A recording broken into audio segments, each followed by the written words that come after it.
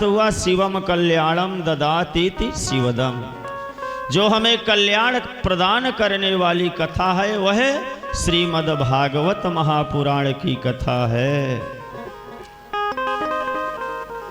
जिसको सुनने से उसी क्षण हमारे शरीर के सारे पाप नष्ट हो जाते हैं। ऐसी भागवत की कथा तीसरे श्लोक में भी भागवत के बारे में बताया गया। निगम कल्पतरोर गलितम फलम सुखमुत्खादमृतद्रव संयुतम पिबत भागवतं रसमालयं मुहुरहो रसिका भुवि भावुकाः। निगम कल्प रूपी वृक्ष का यह पका हुआ फल है श्रीमद् भागवत महापुराण। और फल कैसा है? बहुत ही मीठा है। गलितम फलम, एकदम पका हुआ फल है। बोले इस फल को क्या किया जाए? बोले इस फल को पी लिया जाए। फल को कभी पिया तो जाता नहीं, फल को तो खाया जाता है। लेकिन यह फल ऐसा है कि इस फल में कोई गुठली और छिलका नहीं है, केवल पीने लायक है। बोले महाराज कब तक पिए? बोले रसमालयम मृत्यु पर्यंतम, जब तक हमारा जीवन है तब तक इस रस को पान करना है। मुहुरहो रसिका भुवि भावुकाः, बार बार पीना है, एक बार नहीं बार बार। और बुला किसको रहे पीने के लिए? रसिक और भावुक लोग जो हैं। ऐसे नहीं कि कोई भी चला आए भागवत की कथा श्रवण कर ले, उसका पान कर ले। जो भगवान के भक्त हैं, जो रसिक हैं, भावुक लोग हैं, उनके लिए भागवत की कथा बनाई गई है। आइए चलते हैं परम पवित्र पावन नैमिषारण्य क्षेत्र, जहाँ पर 88,000 ऋषि विराजमान हैं। उन्हीं के मध्य में सूत जी महाराज। सूत जी महाराज से सौनकादि ऋषियों ने कहा, प्रभु आज हम एक नहीं दो नहीं, आज हम आपसे 6 प्रश्न पूछेंगे और इन्हीं 6 प्रश्नों के उत्तर में संपूर्ण भागवत की रचना की गई है। सबसे पहला प्रश्न है, मानव कल्याण मार्ग का परम धर्म क्या है? दूसरा प्रश्न है, किसको पूजे और किसको छोड़ दे? कोई कहता है दुर्गा की पूजा करें, कोई कहता है हनुमान जी की पूजा करें, कोई कहता है शिव जी की पूजा करें। तो बताइए हमको किसकी पूजा करनी चाहिए और किसको छोड़ना चाहिए। तीसरा प्रश्न है हमारा कि वेद में भगवान का नाम अजन्मा है, तो फिर भगवान जन्म कैसे लिए? दशरथ के पुत्र राम कैसे कहलाए और वसुदेव के पुत्र कृष्ण कैसे कहलाए? भगवान तो कभी जन्म लेते नहीं। चौथा प्रश्न है, भगवान के मुख्य कितने अवतार हैं? कोई 10 कहता है, कोई 20 कहता है, कोई 25 कहता है, कोई 24 कहता है। तो मुख्य भगवान के कितने अवतार हैं? पांचवा प्रश्न है, भगवान की कथा सार क्या है? और छठवां प्रश्न पूछा, ब्रूहि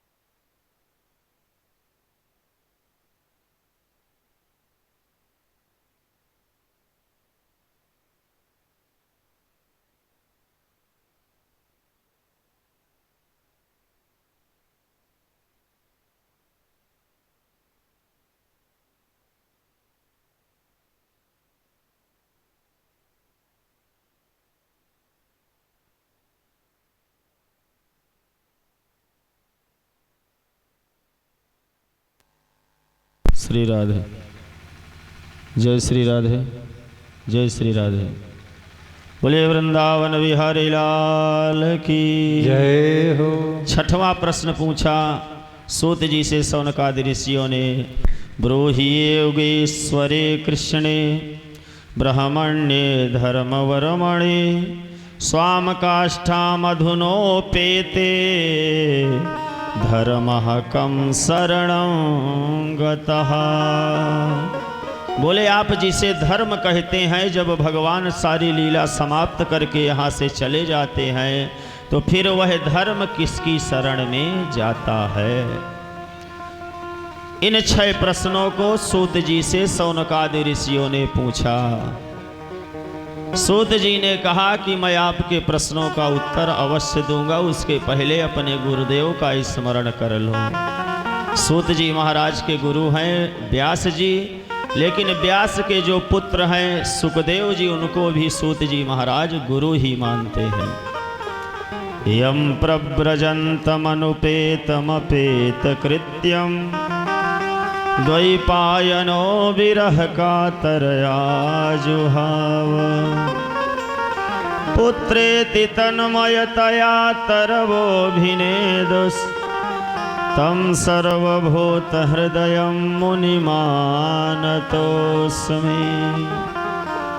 जो जन्म लेते ही वन की ओर चले जाते हैं, 12 वर्ष जो मातृगर्भ में रहते हैं, ऐसे परमहंस सुखदेव महामुनि के चरणों में प्रणाम करते हैं। बोलिए सुखदेव भगवान की। नारायणं नमस्कृत्यं नरं चैव नरोत्तमं देवीं सरस्वतीं व्यासं ततो जयमुदीरये। सूत जी ने भगवान नारायण का स्मरण किया, सरस्वती मैया का स्मरण किया, व्यास जी महाराज का स्मरण करके अब शौनकादि ऋषियों के प्रश्नों का उत्तर दे रहे हैं। पहला प्रश्न है मानव कल्याण मार्ग का परम धर्म क्या है। पहले प्रश्न का उत्तर सवै पुंसाम परो धर्मो यतो भक्तिरधोक्षजे अहैतुक्य प्रतिहता ययात्मा संप्रसीदति। बोले सभी मनुष्यों का परम धर्म तो एक ही है, मानव के लिए परम धर्म तो एक ही है। क्या? भगवान कृष्ण के चरणों में भक्ति। और भक्ति भी कैसी? अहैतुक्या। भक्ति कर रहे हैं तो ये मतलब नहीं कि हम जितना भगवान की पूजा कर रहे हैं वो हमको फल तुरंत मिल जाए। अहेतुकी भक्ति होनी चाहिए, कोई कामना नहीं होनी चाहिए भक्ति में। यह मानव कल्याण का परम धर्म है कि हर समय भगवान अधोक्षज भगवान श्री कृष्ण के चरणों का स्मरण करना, उनकी भक्ति करना, उनका नाम स्मरण करना मानव कल्याण मार्ग का परम धर्म यही है। दूसरा प्रश्न है किसको पूजे और किसको छोड़े। तस्मादे के न मनसा भगवान सात्वतां पति श्रोतव्यः कीर्तितव्यस्य ध्येयः पूज्यस्य नित्यदा। बोले हमारे सनातन धर्म में कई प्रकार के देवता हैं, मुख्य पंचदेव कहे गए हैं। पंचदेव में कौन कौन से आते हैं?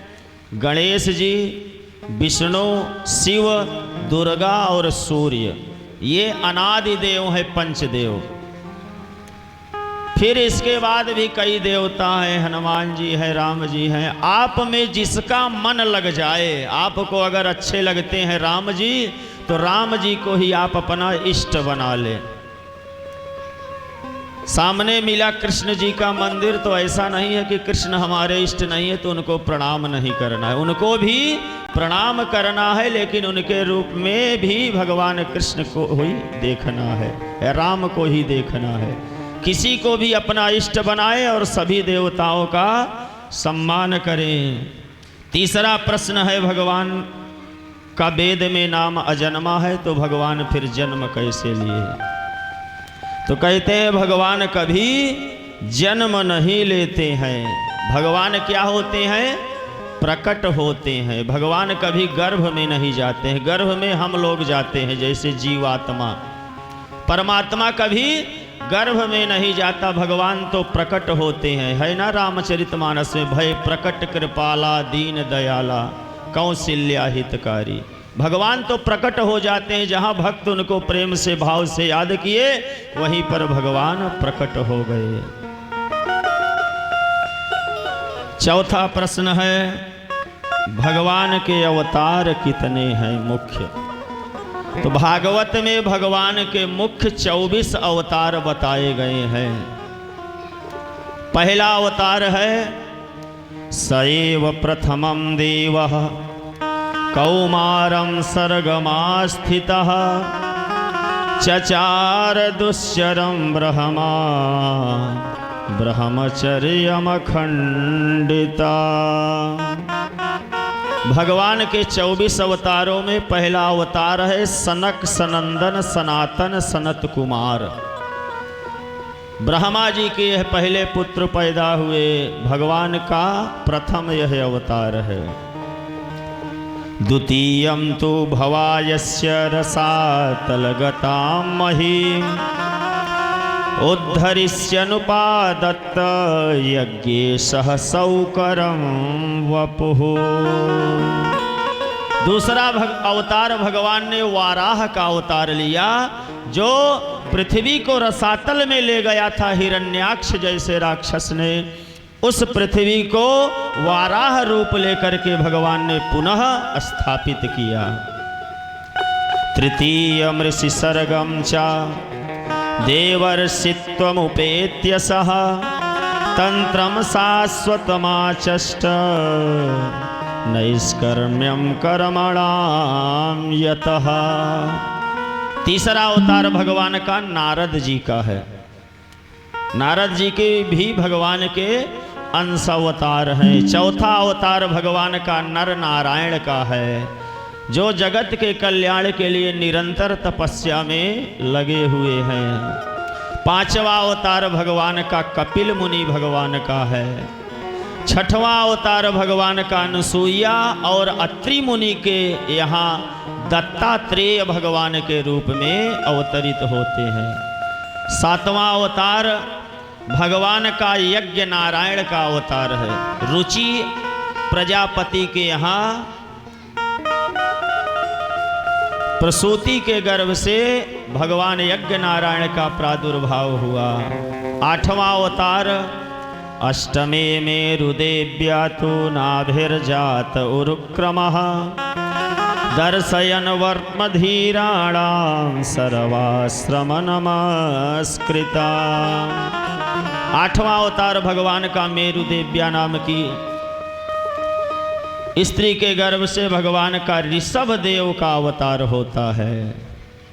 नौवां अवतार पृथु का। 10वां अवतार मत्स्य अवतार राजा सत्यव्रत की एक आकांक्षा पूर्ण करने के लिए भगवान ने मत्स्य अवतार धारण किया था। मली का रूप भगवान ने धारण किया। 11वां अवतार भगवान का कच्छपा अवतार, जो मंदराचल पर्वत को अपनी पीठ पर धारण किया। 12वां अवतार धानवंतरम द्वादशमं त्रयोदशमेव च अपात्यंत सुरानन्या मोहिन्या मोहयन स्त्रिया। 12वां अवतार भगवान धनवंतरी का, जो समुद्र मंथन के समय अमृत कलश लेकर के निकले थे। 13वां अवतार वहीं पर फिर हुआ, मोहनी अवतार। चतुर्दशम नारसिंहम बिभ्रदैत्यन्द्रमूर्जितम ददार करवैर्वक्ष सेरकां कटकृद्यथा। 14वां अवतार भगवान ने नरसिंह का लिया। नरसिंह का अवतार लेकर के भगवान ने प्रहलाद की रक्षा की। 15 वामनकम 15वां अवतार भगवान का वामन के रूप में माता अदिति और कश्यप के यहाँ हुआ। राजा बलि को छल करके त्रैलोक के ले लिया भगवान ने। 16वां अवतार भगवान का परशुराम, 17वां अवतार वेद व्यास जी, जिन्होंने 4 वेद 6 शास्त्र 18 पुराणों की रचना की। 18वां अवतार भगवान राम का, 19वां अवतार बलराम का, 20वां अवतार कृष्ण का और 21वां अवतार हरि, 22वां अवतार हंस, 23वां अवतार बुद्ध, जो अभी कुछ समय पहले कलयुग में ही हो चुका है, और 24वां अवतार अभी नहीं हुआ है, कलयुग के अंतिम चरण में होगा। अथासौ युग संध्यायाम दस्यु प्राये सुराजुषो जनिता विष्णु यशसो नामना कलकिर जगतपति।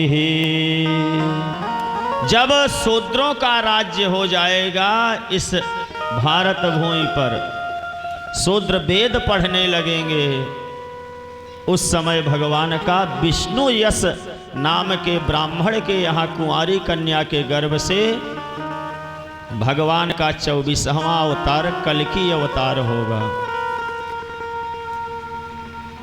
भगवान की कथा सार क्या है और भगवान धर्म किसकी शरण में गया, अब आगे की कथा प्रारंभ करते हैं।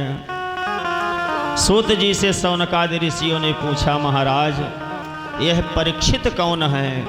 और परीक्षित को सुखदेव मुनि ने कैसे कथा सुनाई? हमने सुना है कि सुखदेव मुनि कहीं गोदोहन मात्र से ज़्यादा समय किसी के यहाँ देते नहीं थे। 5 घर भिक्षा मानते, 5 घर में गाय के दुहने में जो समय लगता है उसी समय तक एक दरवाजे पर खड़े रहते, वो भी मांगते नहीं, केवल जा कर के खड़े रहते। सगोदोहन मात्रम ही गृहे सुगृह मेधिना अवेक्षते महाभागस्तीर्थी कुर्वस्तदाश्रमा।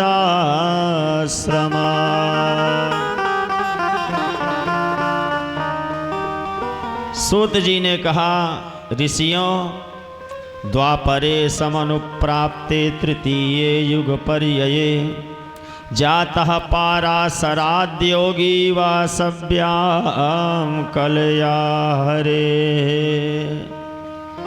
बोले द्वापर युग में भगवान वेद व्यास जी का प्राकट्य हुआ। इन्होंने सबसे पहले 4 वेदों की रचना की, 6 शास्त्रों की रचना की, 17 पुराणों की रचना की, लेकिन इनका मन अशांत है। बद्रीनाथ धाम में सम्याप्रास नाम के आश्रम में व्यास जी निवास कर रहे हैं, अशांत मन है। उसी समय नारद जी का आगमन होता है। नारद जी आ गए व्यास जी के आश्रम में। नारद जी को सुंदर आसन दे करके वेद व्यास जी ने बैठाया। नारद जी ने देखा कि व्यास जी इतने बड़े ज्ञानी होते हुए बहुत चिंतित दिख रहे हैं। नारद जी ने पूछा, पाराशर्य महाभाग भवतः कच्चिदात्मना परितुष्यति शारीर आत्मा मानस एव वा। नारद जी ने कहा, रे पाराशर के पुत्र वेद व्यास जी, आपके मन में कौन सी ऐसी चिंता है जिसके कारण आपका मन उदास हो रहा है? वेद व्यास जी ने कहा, मैंने इतने पुराणों की रचना की, सवै भवान वेद समस्त गुह्य मुपासितो यत् पुरुषः पुराणः परावरेशो मनसैव विश्वं सृज्यत्यवत्यत्ति गुणैरसंगः। बोले मैंने वेदों की तो रचना की, लेकिन वेद का अर्थ इतना गुह्य है, इतना परोक्षवादी है कि उसके अर्थ को कोई जल्दी समझ नहीं सकता। तो मुझे लगा कि वेदों की